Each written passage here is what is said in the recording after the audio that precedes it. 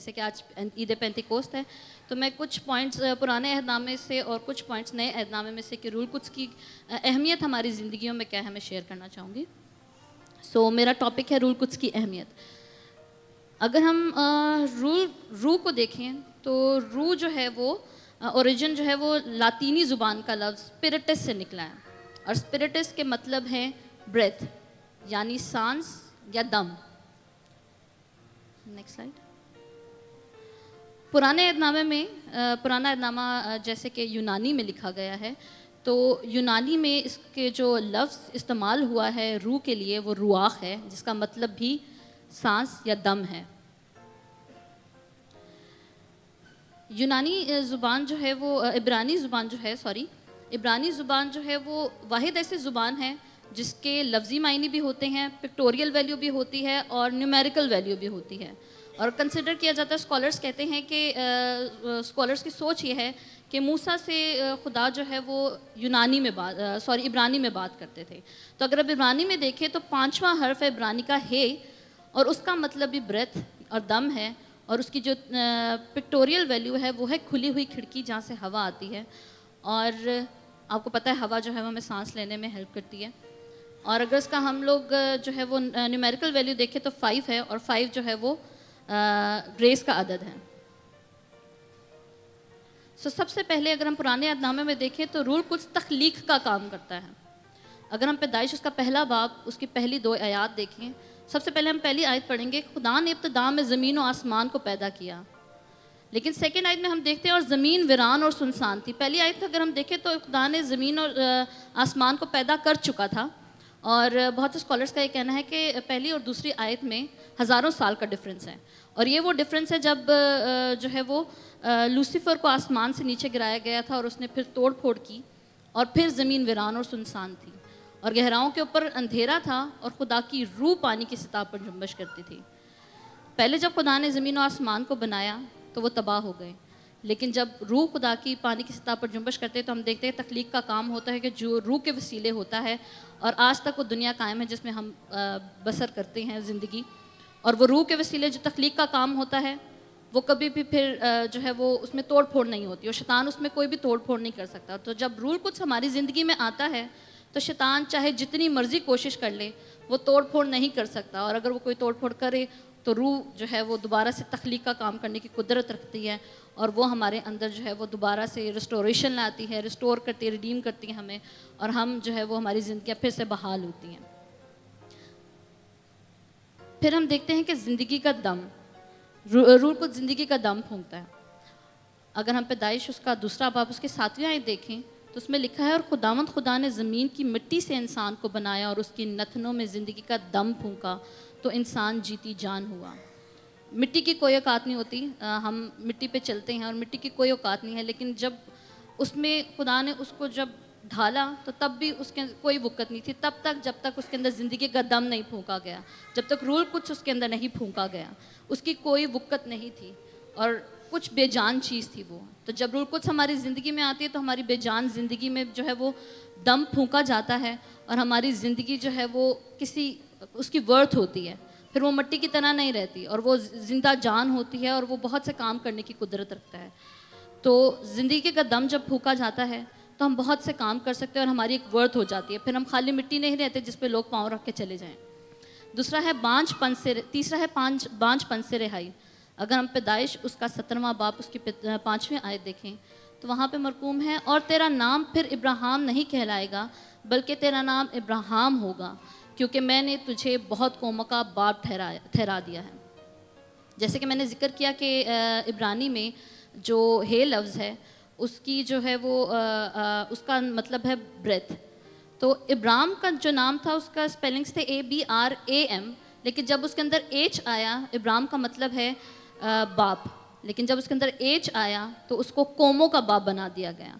और हम ये बात जानते हैं कि सारा का नाम भी पहले सारी था, लेकिन जब उसके अंदर H लगा यानी हे लगा, जब ब्रेथ रूल कुछ का फूंका गया तो उन दोनों के बेजान जिंदगियों में जान आई, और तब इसहाक पैदा हुआ। और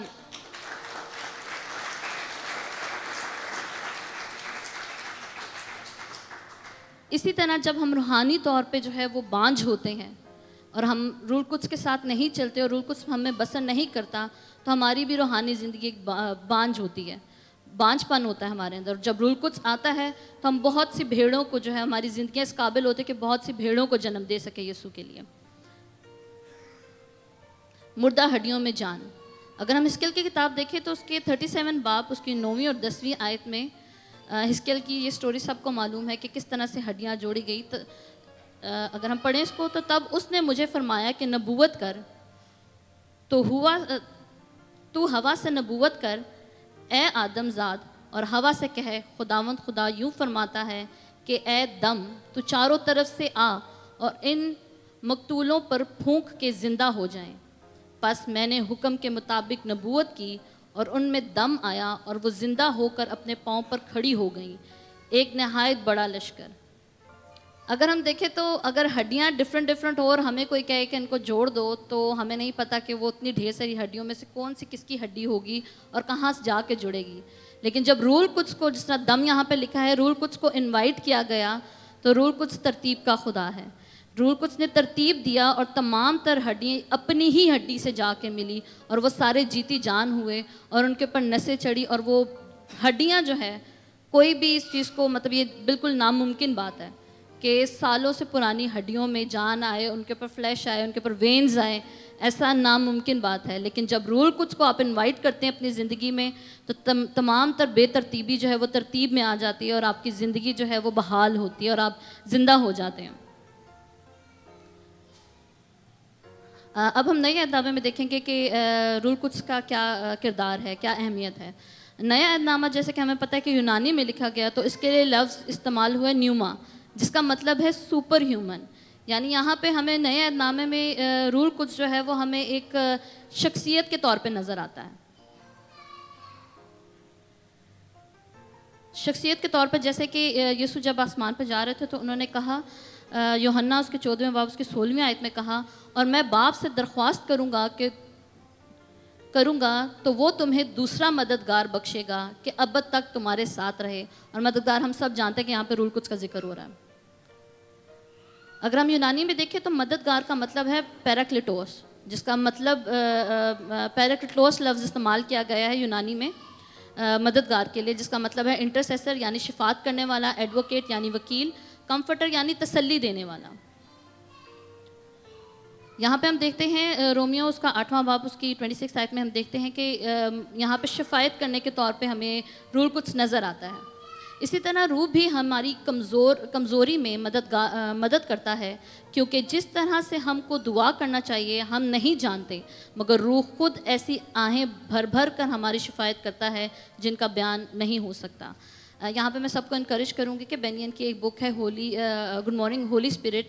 मैं जब उसको पढ़ती थी तो यहाँ पे मैं अपनी छोटी सी बात शेयर करना चाहूँगी कि जब मैं मेट्रो में जाती थी तो 45 मिनट्स का मेरा ऑफिस तक रास्ता होता था, पाकिस्तान की बात कर रही हूँ। तो 45 मिनट्स में खड़ी रहती थी और मुझे कभी भी फील नहीं हुआ कि मैं खड़ी हूँ और मैं वो बुक पढ़ी होती थी। और समटाइम्स ऐसा होता था कि बेइख्तियार आंसू मेरे बहने शुरू हो जाते थे, ये सोचे बगैर कि आसपास मेरे लोग हैं। और रूल कुद्स आपको एक नई दुनिया में ले जाता है, आपको पता नहीं चलता आपके आसपास लोग हैं, आप इतने ज़्यादा उसमें डूब जाते हैं, वो अपने अंदर आपको इतना डुबा देता है। वो इतनी खूबसूरत शख्सियत है कि आप उसके अंदर इतना गुम हो जाते हैं कि आपको आसपास की होश नहीं रहती। और जब मैं मैं चैप्टर अपना ख़त्म करती थी तब मुझे होता था कि मेरे आसपास लोग खड़े हैं, मैं तो रो रही हूँ, वो क्या सोचते होंगे मेरे बारे में। लेकिन जब तक आप रूल कुद्स के साथ कनेक्ट रहते हैं तो आपको लोगों की परवाह नहीं होती। तो जो है वो वहाँ पे बहनियन जिक्र करते हैं कि मैं उसने रूह को सिस्कियों के साथ रोते देखा। तो आपने ये भी देखा है कि जो है रूल कुद्स जो है वो यीशु भी कहा कि जो भी कुछ तुम जो है वो मेरे खिलाफ गुनाह करोगे वो भी माफ़ है, लेकिन रूल कुद्स के खिलाफ जो गुनाह करोगे वो माफ़ नहीं है, क्योंकि रूल कुद्स सबसे सेंसिटिव पर्सनैलिटी है। तो इसी तरह हम यहाँ पे देखते हैं कि वो आहें भर भर के हमारे लिए शिफायत करता है, यानी वो बहुत सेंसिटिव है। नेक्स्ट, कुदरत का काम, यूहन्ना उसका पहला बाब उसकी 18वीं आयत। अब यीशु मसीह की पैदाइश इस तरह हुई कि जब उसकी माँ मरियम की मंगनी यूसुफ के साथ हो गई तो उनके इकट्ठे होने से पहले वो रूल कुद्स की कुदरत से हामला पाई गई। ये भी नामुमकिन सी बात है कि जो है वो अगर हम मेडिकल तौर पे देखें तो नामुमकिन है कि बग़ैर जो है वो मिलाप के कोई बच्चा पैदा हो जाए। लेकिन यहाँ पे हम देखते हैं कि रूल कुद्स की कुदरत से जब कोई काम होता है तो वो ऐसा होता है जो हम सोच भी नहीं सकते। तो यहाँ पे हम देखते हैं कि मुक़द्दसा मरियम रूल कुद्स की कुदरत से हामला हुई और फिर यीशु पैदा हुए और फिर बड़ा नजात का काम हुआ। और अगर रूल कुद्स के वसीले से हामला ना होती तो नजात का काम भी ना होता। तो कुदरत का काम करता है, नजात का काम करता है। इसके अलावा एक कुदरत का काम जो नए अहदनामे में हमें नज़र आता है वो ये है कि भेद की बातें रूह कुद्स आप पे अया करता है। जैसे कि हम लूका पहला बाब उसकी 41 और 42 आयत देखें तो वहाँ पे लिखा है, और जो ही अलिशबा ने मरियम का सलाम सुना तो ऐसा हुआ कि बच्चा उसके रहम में उछल पड़ा और अलिशबा रूह कुद्स से भर गई और बुलंद आवाज़ से पुकार कर कहने लगी कि तू औरतों में मुबारक और तेरे रहम का फल मुबारक है। यहाँ पे हम ये इस स्टोरी से भी हम सारे वाकिफ़ हैं कि जब रूह कुद्स के वसीले से मरियम हामला हुई, ये बात अलिशबा को अभी तक उसने बताई नहीं थी, लेकिन उस पे ये भेद जब वो रूह कुद्स से भरी, क्योंकि जो जब आपकी ज़िंदगियाँ रूह कुद्स से भरी होती है तो आप जिससे भी बात करते हैं ना तो वो ऑटोमेटिकली होली स्पिरिट उसमें ट्रांसफ़र हो जाता है। और वही हम देखते हैं कि जैसे ही मरियम ने सलाम किया तो अलिशबा जो है वो रूह कुद्स से भर गई और यूहन्ना जो उसके रहम में था वो भी रूह कुद्स से मामूर हो गया। जबकि अभी हम देखते हैं कि रूह कुद्स अभी नाजिल नहीं हुआ था, लेकिन रूह कुद्स की कुदरत इतनी है कि वो अज़ल से काम कर रहा है। और यहाँ पे भेद की बात यह है कि अलिशबा को अभी तक बताया नहीं गया था कि वो हामला है, लेकिन उसने आप देख सकते हैं कि कहा तेरे रहम का फल मुबारक है, जबकि अभी तक उसको पता नहीं था कि जो है वो मरियम हामला है। लेकिन रूह कुद्स से जब वो भर गई तो ये भेद रूह कुद्स ही ने उसके ऊपर खोला।